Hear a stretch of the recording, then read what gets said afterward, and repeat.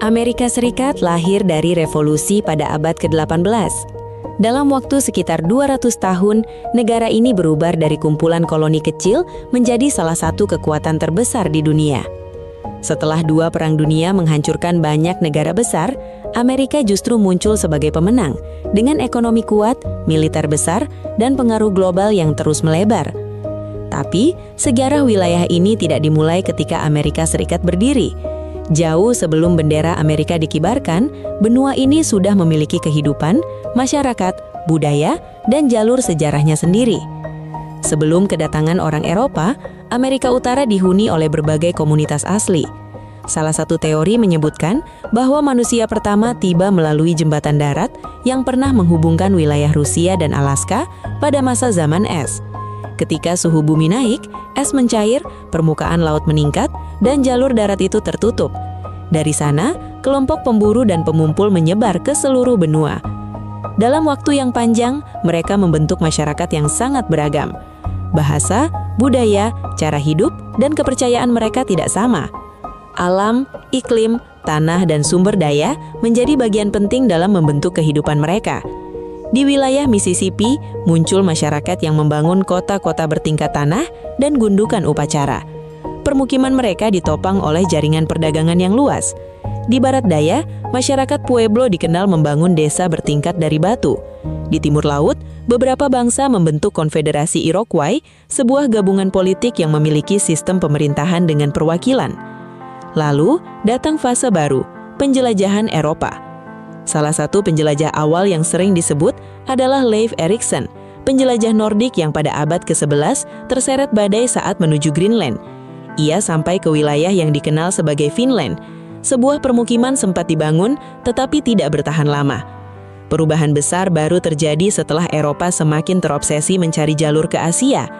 Selama berabad-abad, barang berharga seperti sutra dan rempah-rempah bergerak melalui jalur perdagangan menuju India dan Cina. Tetapi setelah Konstantinopel jatuh ke tangan Ottoman, rute darat ke Asia menjadi lebih sulit. Bangsa-bangsa Eropa mulai mencari jalur laut baru. Christopher Columbus kemudian disponsori oleh Isabella dari Kastil. Dengan 3 kapal, Niña, Pinta, dan Santa Maria, ia berlayar ke barat dan mencapai Bahala pada tahun 1492. Perjalanannya membuka gelombang ekspedisi Spanyol dan Portugis berikutnya. Para pembuat peta mulai menyebut wilayah ini sebagai dunia baru. Namun, bagi penduduk asli, kedatangan Eropa membawa bencana besar. Columbus sendiri melakukan kekejaman terhadap masyarakat lokal di Hispaniola. Tapi faktor paling mematikan adalah penyakit. Penduduk asli tidak memiliki kekebalan terhadap penyakit yang dibawa dari luar. Dalam beberapa abad berikutnya, populasi asli diperkirakan hancur secara besar-besaran. Setelah itu, berbagai kekuatan Eropa mulai berebut wilayah. Spanyol berfokus di Karibia, Florida, dan penaklukan atas kekaisaran Aztec dan Inca di Amerika. Prancis datang dengan kepentingan perdagangan bulu dan penyebaran Katolik. Mereka bergerak ke wilayah sungai besar dan membangun dasar bagi New France. Belanda membangun benteng, kota, dan pos dagang di sekitar sungai Hudson. Koloni mereka dikenal sebagai New Netherland dan menghasilkan kekayaan besar. Inggris kemudian membangun Jamestown di Virginia pada tahun 1607. Koloni ini menjadi pusat penting ekspor tembakau. Perkebunan berkembang, kebutuhan tenaga kerja meningkat, dan sistem pelayan kontrak mulai digunakan. Orang-orang Eropa yang tidak mampu membayar perjalanan ke Amerika diberi makanan, pakaian, dan tempat tinggal, tetapi harus bekerja sampai masa kontrak mereka selesai. Di sisi lain, perdagangan bulu membuat hubungan antara penduduk asli dan kekuatan Eropa semakin rumit. Konfederasi Iroquois terlibat dalam perdagangan bulu berang-berang dengan Belanda dan kemudian Inggris. Mereka memperoleh senjata api, tetapi juga terdorong masuk dalam konflik dengan kelompok asli lain yang bersekutu dengan Prancis. Perebutan wilayah perburuan dan jalur dagang memicu perang panjang yang dikenal sebagai Beaver Wars. Prancis membalas dengan menyerang desa-desa Iroquois. Sementara itu, Belanda kehilangan New Netherland kepada Inggris dalam Perang Inggris-Belanda kedua. New Amsterdam kemudian berganti nama menjadi New York. Konflik besar di kawasan itu akhirnya mereda melalui perdamaian besar tahun 1701. Pada pertengahan abad ke-16, sistem perdagangan Atlantik berkembang semakin brutal. Kapal-kapal Eropa membawa barang ke Afrika untuk ditukar dengan budak. Para budak kemudian dikirim dalam kondisi mengerikan ke Amerika dan dipaksa bekerja di perkebunan. Hasil perkebunan dikirim kembali ke Eropa, menciptakan keuntungan besar bagi pemilik modal dan perkebunan. Memasuki abad ke-18, Prancis menguasai wilayah yang sangat luas di Amerika Utara.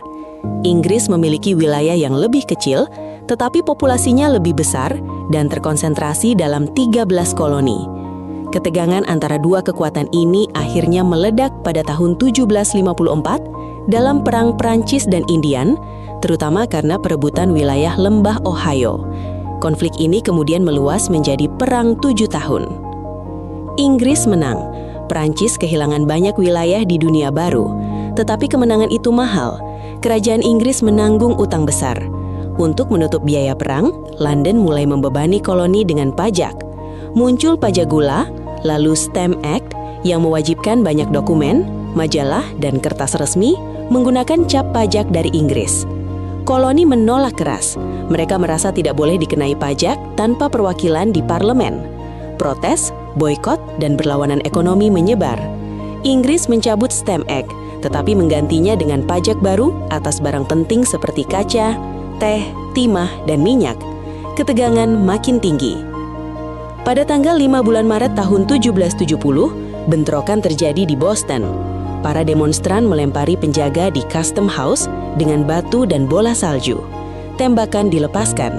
5 orang tewas. Peristiwa ini dikenal sebagai Boston Massacre. Tahun 1773, kelompok patriot Amerika yang disebut Sons of Liberty menyamar sebagai penduduk asli dan membuang muatan teh Inggris ke pelabuhan. Peristiwa ini dikenal sebagai Boston Tea Party. Inggris membalas dengan mengirim ribuan tentara tambahan dan memperketat kendali atas Boston. Pada tanggal 4 bulan Juli tahun 1776, deklarasi kemerdekaan yang disusun oleh Thomas Jefferson disetujui. Amerika menyatakan diri sebagai negara merdeka. Perang belum selesai. Inggris datang ke New York dengan armada besar dan puluhan ribu tentara. Kedua pihak mengalami menang dan kalah.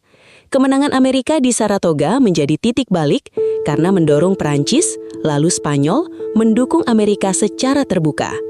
Dengan bantuan Prancis, pasukan Amerika memaksa Inggris menyerah di Yorktown.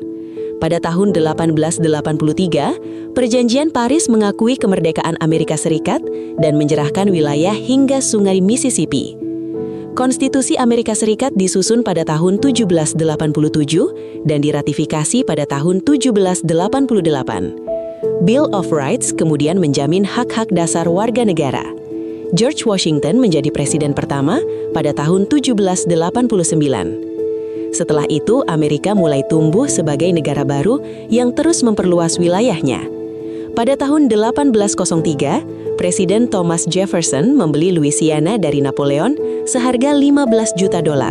Pembelian ini menggandakan ukuran Amerika Serikat. Jefferson kemudian mengirim ekspedisi Lewis dan Clark untuk menjelajahi wilayah baru, mempelajari geografi, kehidupan alam, dan menjalin hubungan dengan berbagai bangsa asli.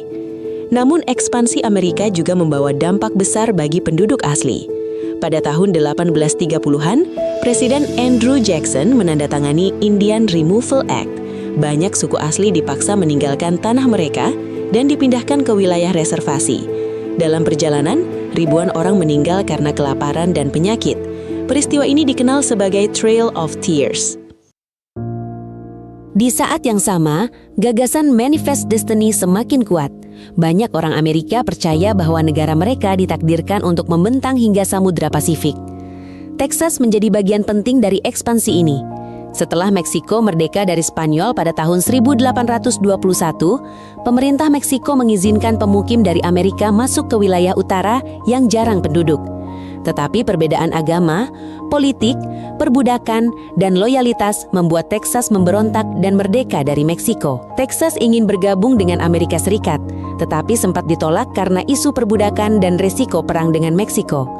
Situasi berubah ketika James K. Polk terpilih sebagai presiden. Ia mendukung Manifest Destiny. Amerika menganeksasi Texas pada tahun 1845. Ketegangan dengan Meksiko meningkat, lalu perang pecah. Amerika menang dan wilayahnya semakin luas. Di utara, Batas dengan Inggris juga ditetapkan di garis paralel ke-49, membentuk batas antara Amerika dan Kanada. Penemuan emas di California menarik sekitar 300.000 orang dari Amerika dan luar negeri. Ekonomi bergerak cepat dan California tumbuh menjadi negara bagian. Tetapi pertanyaan besar muncul, apakah wilayah-wilayah baru ini akan menjadi negara bagian bebas atau negara bagian budak? Utara semakin industrial, selatan bergantung pada tenaga kerja budak di perkebunan.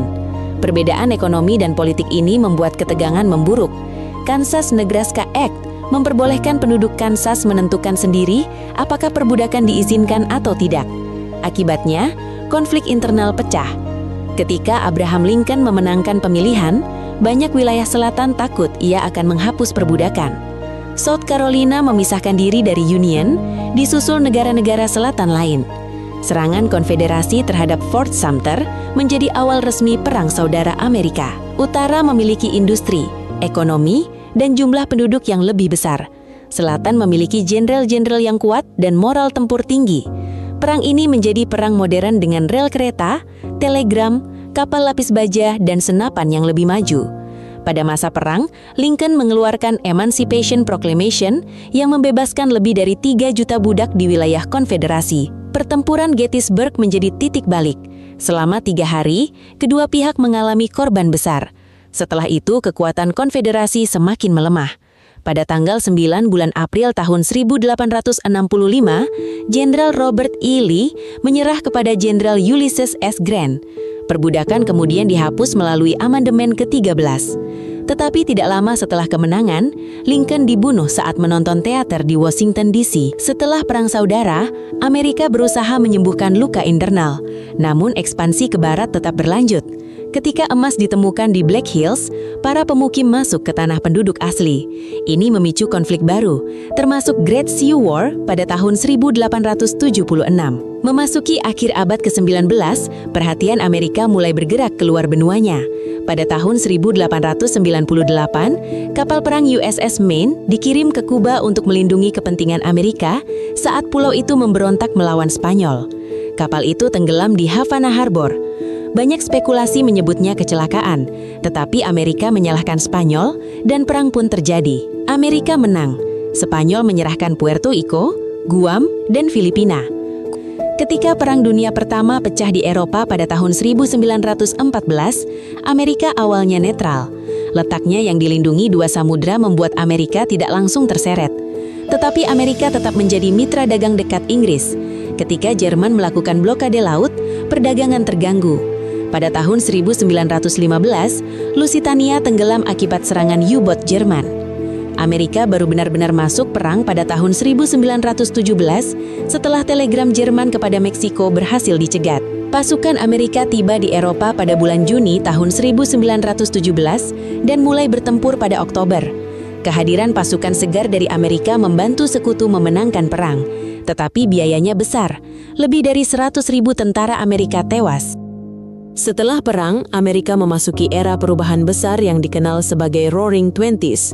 Ekonomi naik, musik jazz populer, gaya tari baru muncul, Hollywood berkembang, mobil Ford Model T diproduksi massal, radio menyebar luas, gerakan hak perempuan tumbuh, sementara larangan alkohol memberi ruang bagi dunia kriminal dan gangster. Namun, kemakmuran itu runtuh ketika Wall Street crash memicu Great Depression pada tahun 1930-an. Dalam waktu kurang dari 1 dekade, Amerika kembali terseret ke Perang Dunia. Di Pasifik, Ketaisaran Jepang semakin agresif. Pada tahun 1941, Jepang menyerang Pearl Harbor di Hawaii.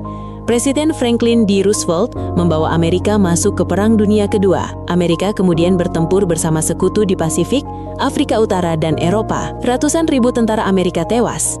Di tengah perang, para pengungsi dari Jerman memperingatkan adanya proyek bom atom Jerman. Amerika lalu menjalankan Manhattan Project untuk mengembangkan senjata atom. Setelah Jerman kalah di Eropa, Presiden Harry Truman memerintahkan penggunaan bom atom terhadap Jepang. Hiroshima dan Nagasaki dihancurkan. Lebih dari 100.000 warga sipil tewas, Jepang menyerah, dan Perang Dunia Kedua berakhir. Setelah perang, dunia berubah total. Jerman dibagi antara kekuatan Barat dan Uni Soviet, Berlin juga terbagi. Amerika menjalankan Marshall Plan untuk membantu membangun kembali Eropa Barat dengan dana besar. Dalam beberapa dekade berikutnya, dua aliansi militer terbentuk, NATO dan Pakta Warsawa. Perbedaan ideologi antara Amerika dan Uni Soviet melahirkan Perang Dingin. Dua negara superpower ini bersaing dalam pengaruh global, spionase, perang proksi, intervensi, dan teknologi. Persaingan itu juga mendorong perlombaan antariksa. Uni Soviet meluncurkan satelit pertama pada tahun 1957. Amerika merespons dengan mendirikan NASA. Setelah berbagai misi, Apollo 11 berhasil mendaratkan manusia pertama di bulan. Neil Armstrong dan Buzz Aldrin menjadi simbol pencapaian itu. Di dalam negeri, Amerika masih menghadapi perjuangan besar soal kesetaraan. Pada tahun 1950-an dan tahun 1960-an, gerakan hak sipil memperjuangkan hak warga Afrika Amerika. Martin Luther King Jr. memimpin perjuangan dengan pendekatan non-kekerasan melawan segregasi. Pidatonya pada tahun 1963 menjadi salah satu momen penting dalam perubahan sosial Amerika. Sejarah modern Amerika kemudian sangat melekat dengan tanggal 11 September. Serangan terhadap World Trade Center di Manhattan mengguncang negara itu. Serangan tersebut mengubah cara Amerika melihat keamanan, perang, dan ancaman global. Amerika masuk ke era baru, menghadapi bentuk perang yang berbeda dari perang konvensional sebelumnya. Hari ini, Amerika Serikat berdiri sebagai salah satu negara paling berpengaruh di dunia. Kekuatan militernya besar, angkatan lautnya mampu menjangkau jauh melewati batas negaranya, teknologinya melindungi kepentingan di banyak wilayah, dan perusahaan-perusahaan raksasanya menggerakkan ekonomi global. Tetapi kekuatan sebesar itu lahir dari sejarah yang panjang, dari masyarakat asli yang lebih dulu hidup di benua itu, kolonisasi Eropa, perdagangan paksa, revolusi, ekspansi wilayah, perang saudara, industrialisasi, perang dunia, perang dingin, hingga era global modern. Pola besarnya jelas. Amerika tidak menjadi kuat hanya karena satu peristiwa. Kekuatannya terbentuk dari kombinasi wilayah luas, gelombang migrasi, ekspansi ekonomi, kemenangan militer, posisi geografis yang strategis, kemampuan industri, dan keputusan politik yang terus mengubah arah sejarah. Dari sebuah republik baru di tepi Atlantik, Amerika berubah menjadi negara yang pengaruhnya menjangkau hampir seluruh dunia.